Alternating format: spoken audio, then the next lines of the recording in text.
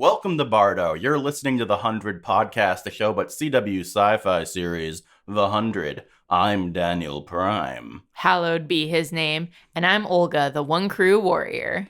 Today, we are giving you our very first reactions to 705. Welcome to Bardo. I sure feel welcomed to Bardo after these shenanigans.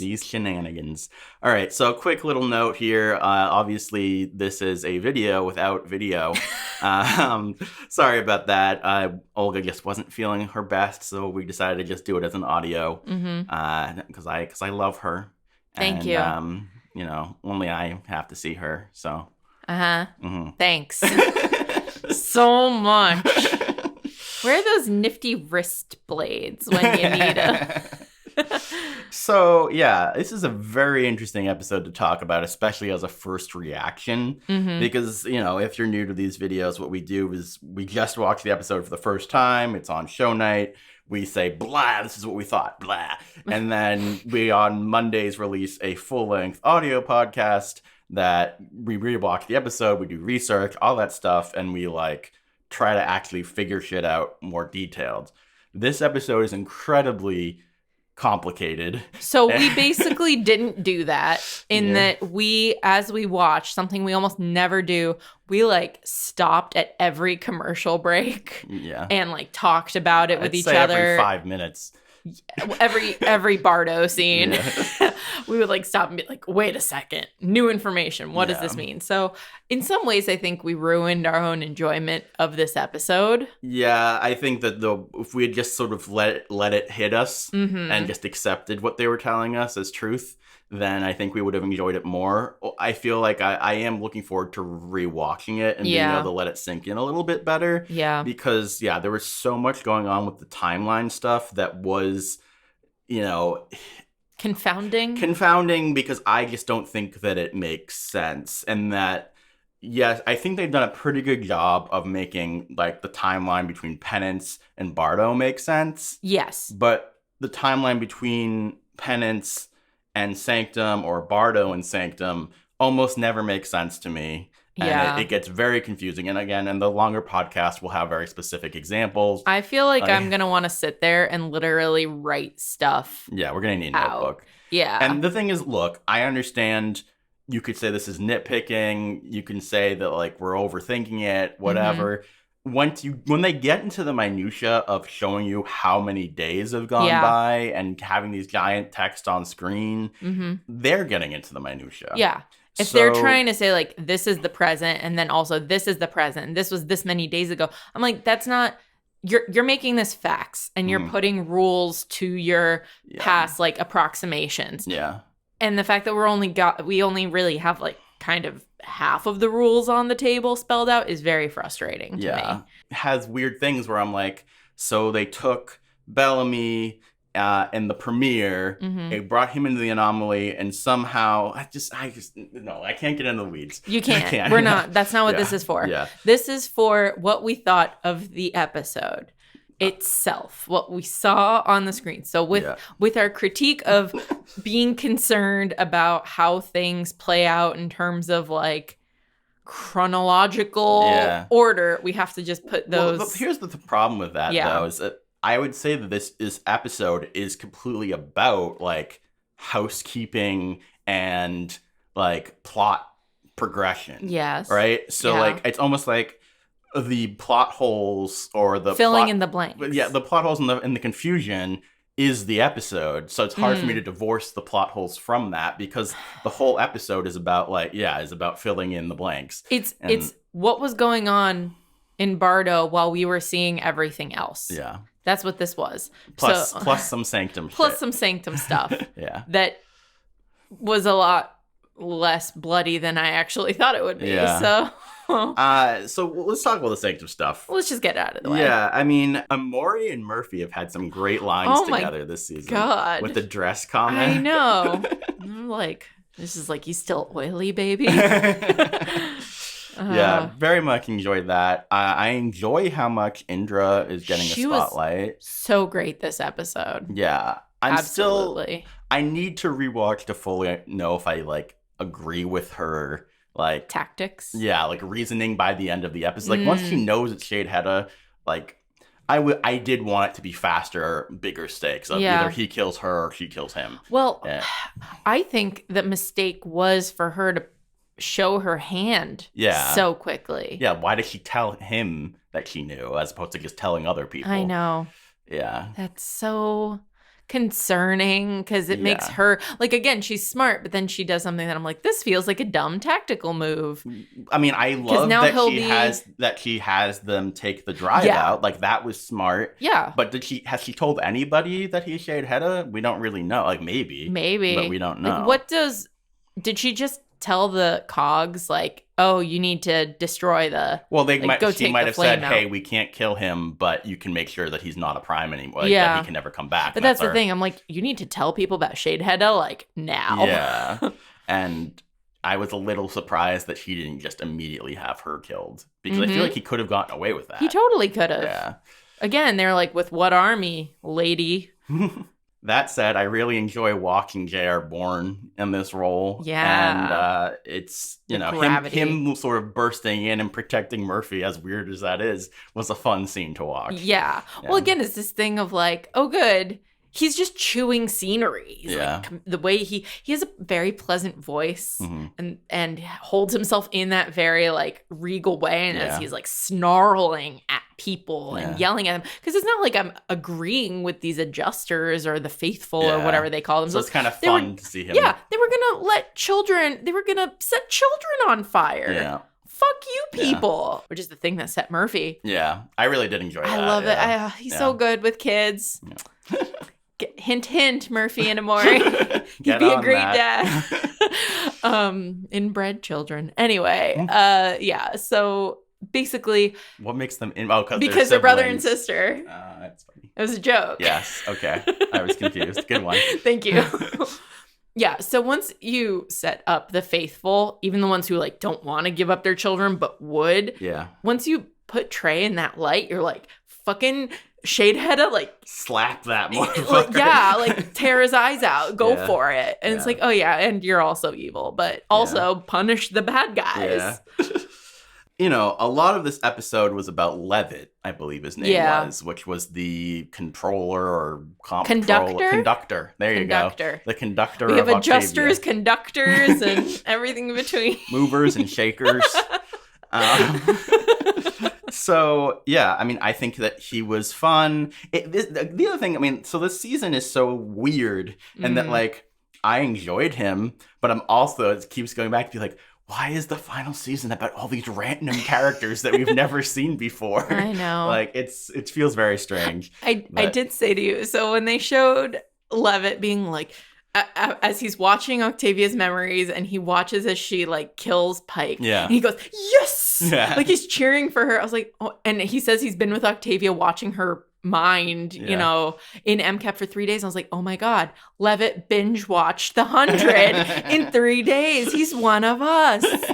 Okay.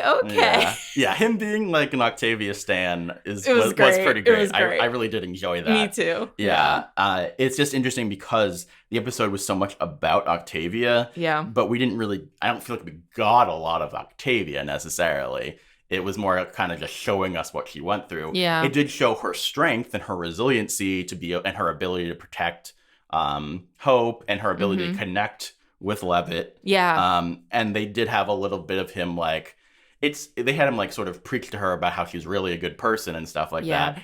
It's an interesting thing because of the fact that like she's had her redemption like so many different ways. Yeah. And she forgot her memory and then she remembered her memory and it's all over the place. But there was definitely some good stuff there. I'd say the three big revelations of this episode. Do tell. The first one is that Clark is the key. Mm-hmm. We kind of knew that from last episode, I guess. So I don't know if it's a big revelation. They spelled it out. But before it was just, we need you. And now it's like, she is the one who matters, which is, I think that slight difference. It's a slight difference, but it's enough to like make it matter more. Well, and it also, it makes it 100% clear that the main reason they needed Octavia, they needed Hope to go get Octavia back, the reason they took Bellamy was all about getting information about Clark. Yep. And I assume that it has something to do with the fact that she was in the City of Light, especially using the word key. Allie's chips were called the keys.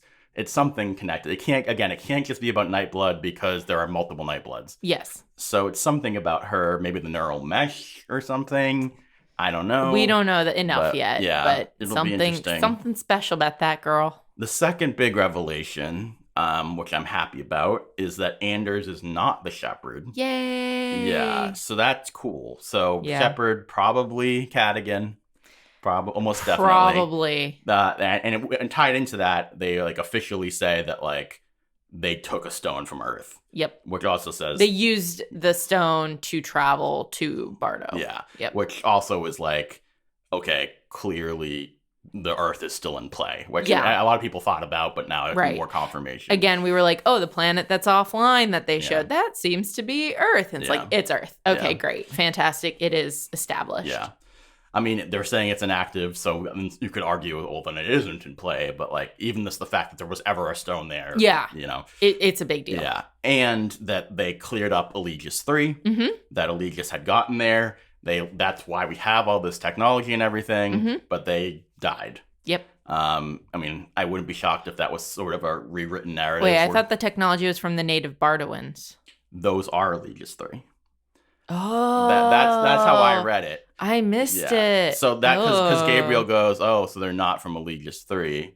That's how I read it. Was that the Aegis 3 had gone there, they had lived there, and then they had died off. They had polluted their own stuff and all that shit. Whoa. So this whole time I was just reading it as aliens. I mean, it's possible lived on Bardo. You know, and we zoomed through, we paused and unpaused. We ruined our own experience. Yeah, but what I understood it was that the Aegis 3 is who created that Arboretum technology and all that stuff, and then they fucked over their stuff, and then these guys came in. That makes sense. And because of the time dilation, enough time had gone by on Bardo as opposed to Earth. And we also don't know how long it took them on Earth to take the stone. Right. How long they, as Second Dawners, lived underground or lived as grounders. Although the bunker was never used, so that's another confusing thing. That's a good point. All this stuff seems like stuff for probably for the prequel episode. Yeah. Yeah, so we'll see. Interesting stuff.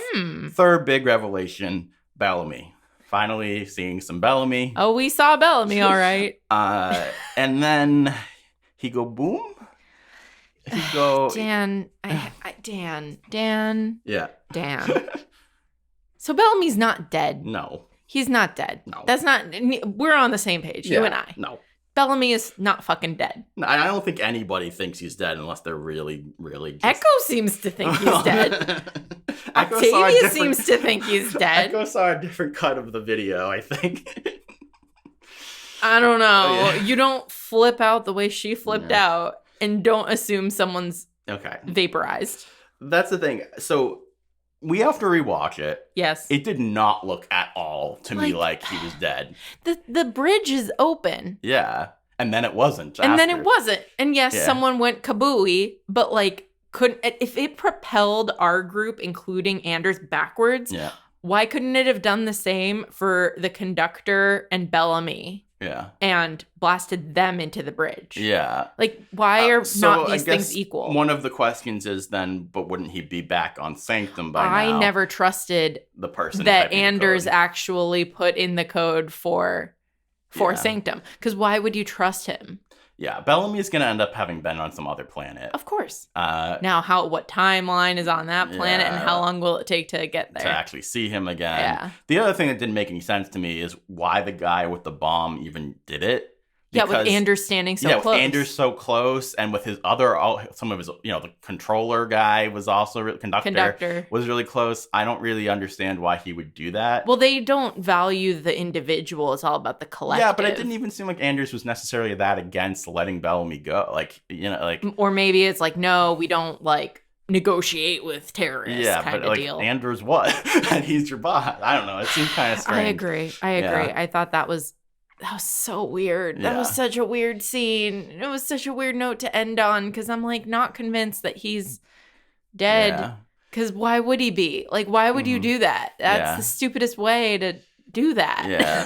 Sorry, I have like strong Walking Dead vibes off of this. Yeah. And this is the kind of nonsense that made me like stop watching Walking Dead. Yeah. So I'm just I mean, guys. at least I guess maybe it makes sense that like they felt like they had to do something like this to keep him off the show for more episodes because he didn't. Who even knows what happened? But then just don't show him again. Okay. I don't know. Yeah, okay. It's weird. Yeah. I mean, but they had to get to Bardo, and they had to have him not be on Bardo. So in some ways, that makes sense. Yeah, they decided to show and not tell. Of like, he's gone. He got blasted into the... Well, and also because it affects the direct plot line of our trio. Because that big explosion from Echo at the end is, it's like, oh, yeah, she did this violent thing to this guy, but like, they did a bunch of violent things before. It's more about she fucked over Hope. Basically. Yeah. And probably the rest of them escaping, too, I would assume. She fucked over Dioza. She fucked over the actual saving of them from the facility. The problem with that scene, to me, is that it is shrouded in the fact that, him dying, quote-unquote, seemed so not consequential that her reacting that way almost felt silly. That's the thing. I'm like, wow, she's overreacting for someone who's not actually dead. He's just not here. Yeah. I understand. I mean, like, you could play this as the frustration of, oh, I spent 5 years waiting to get here only for him to not be here. Yeah. But she genuinely thinks that, like, that's angry grief. Yeah. And to be clear, I think Tasia did a good job. Yeah, with it. it's just the context was a cool explosion, for it. But yeah, it was to me overshadowed by like the silliness aspect. Because we know he's not dead. Like, as a viewer, I'm just like, I know there's behind the scenes drama, but this is not how they killed him. Well, it's like even if I didn't know about the behind the scenes, if whatever, like the way it was shown, there was a portal right behind him. Yeah. And again, you don't have like Bellamy not on this season at all interacting with Clark. Yeah. Well, and the other thing is that Echo hasn't even been on Sanctum for a long time, so she doesn't even know whether he's on Sanctum or not. Like, so she's just really assuming.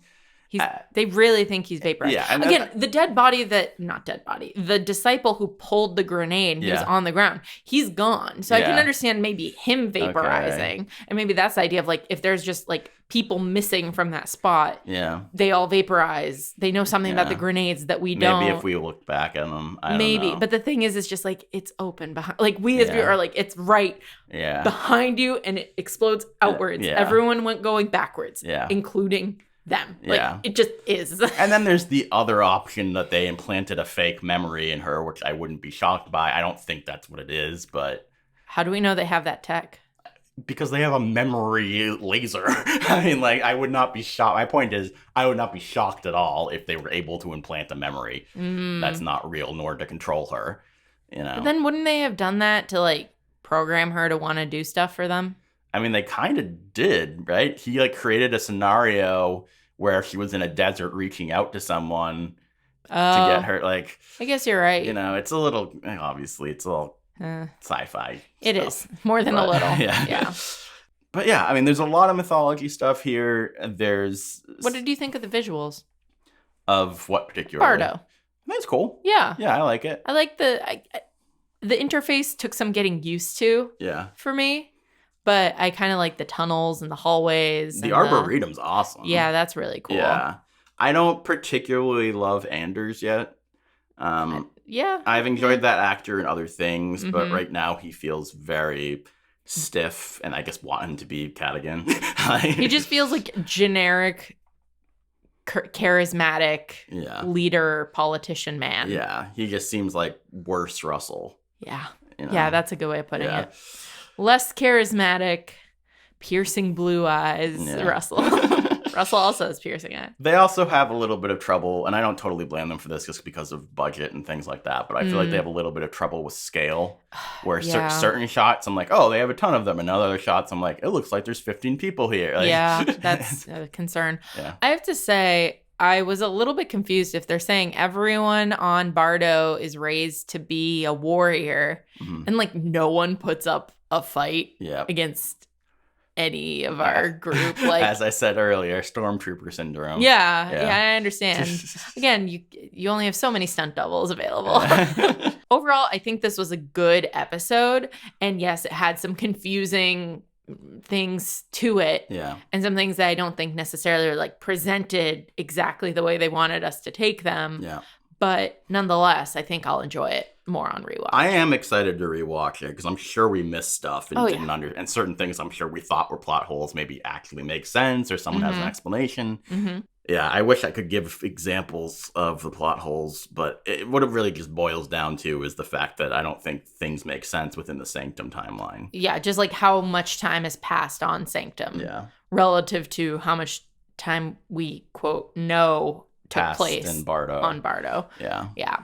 But again, the performances, I have to say, for me, the performances in this episode were the absolute highlight across the board. Yeah. So, yeah, just to balance out some of our criticism. No weak link for sure in that regard. Yeah. Yeah. Cool. All right. Let us know what you guys think in the comments down below, or explain things that we have missed because we think we've missed stuff. Yeah. I wish we had more direct questions to ask. We will in the audio podcast, I'm sure. Maybe I'll put some of them up on Twitter so people can help us explain them too. Speaking of the Twitter, you can tweet at us at the100podcast, or you can go to the100podcast.com to send us a little contact us form, check out all of our previous episodes, all that stuff. Thank you guys so much for listening, and may we meet again. As Levitt says, may we meet again.